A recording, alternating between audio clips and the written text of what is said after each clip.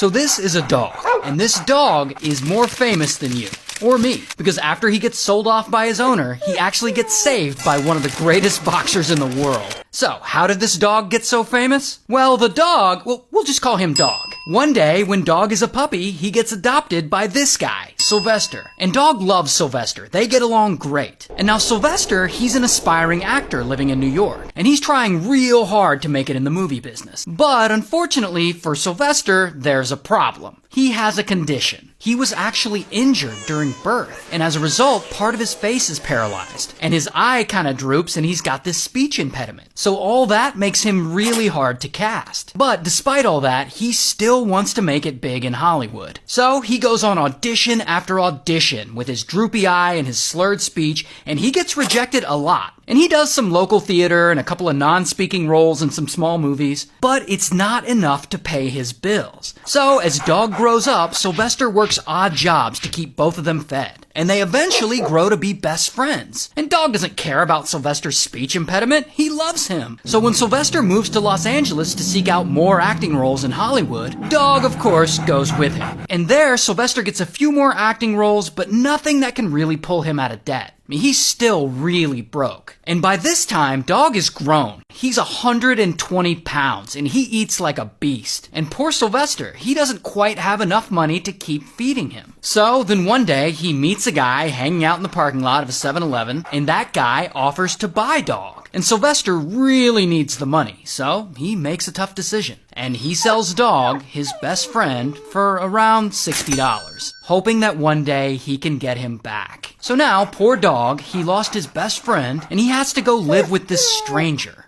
But we're gonna pause this for a second. We'll get back to him. Because now, we gotta talk about this guy. Bleeder. And Bleeder, he's a working man, he's a liquor salesman in New Jersey, but most importantly, he's a boxer. He works during the day, and he boxes at night. And he's not the best at boxing, but he's pretty good. And he's boxed his way all the way up to become state heavyweight champion of New Jersey, which is pretty cool. But one day, Bleeder gets an opportunity that's gonna change everything. His manager gets a call from a well-known boxing promoter named Don King. And Don King is looking for a fighter who's willing to get into the ring and fight the current heavyweight champion of the world, a man named Muhammad Ali. Because Muhammad Ali has 2 huge fights coming up, and he's basically looking for an easy match in between those fights. Some chump he can beat up real quick. And specifically, Don King and Muhammad Ali are looking for a white guy. And this is because of the state of race relations in the United States at the time. Like a black boxer versus a white boxer, it would stir up a lot of emotions in people, and it would be quite a spectacle. And they would all make a bunch of money. This is like the original rage bait. But anyway, Bleeder gets this opportunity to fight the world champ, and he doesn't know what to do. I mean, he sees himself as a working man, and he's supposed to get into the ring with the best fighter in the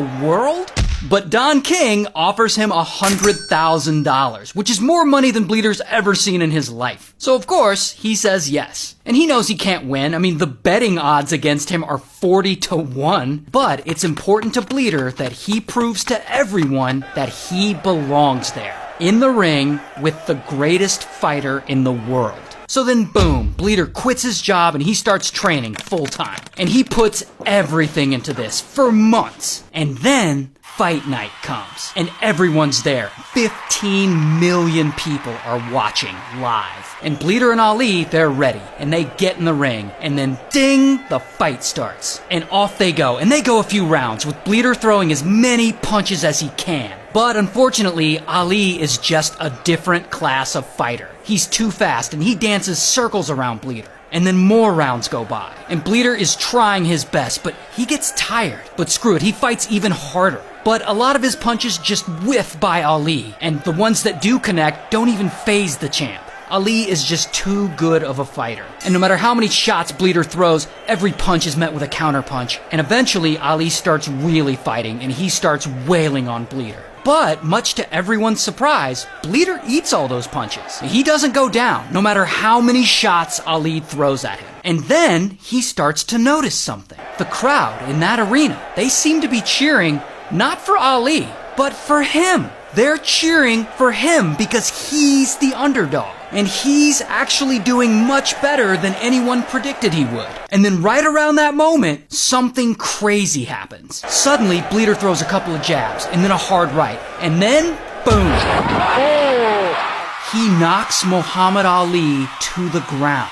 And the crowd goes insane. Now, supposedly, Ali only fell because Bleeder had stepped on his foot, which there is evidence of that being true. But that actually doesn't matter, because no one in the crowd sees that. No one watching at home sees that. All they see is arguably the greatest boxer on the planet getting knocked down by a nobody working man. They see an underdog who has just proven that he belongs in that ring. So then, Bleeder and Ali fight it out for 6 more rounds, with Ali knocking him down in the 15th and winning by TKO. So ultimately, Bleeder loses. But that's not the most important part of the story. The most important part of the story is how this all affected Sylvester. Because back in Los Angeles, around the time Sylvester had to sell his dog, he's just chilling at home one night. And he decides to go out to a local movie theater. Because at that theater, they would be live broadcasting the big championship fight between Ali and Bleeder. And so he sits down in the theater and he watches that fight and he sees not a chump who lost like everyone predicted he would, but he sees an underdog working man who got in the ring and gave it his best shot. And Sylvester is so inspired by this that when he sees Bleeder knock Ali down, he gets an idea for a screenplay. And so he immediately goes home and he starts banging out this screenplay, writing it by hand. And it's an underdog story about an average Joe who gets the opportunity of a lifetime to box the world champ. And while the average Joe doesn't win, he does knock the champ down.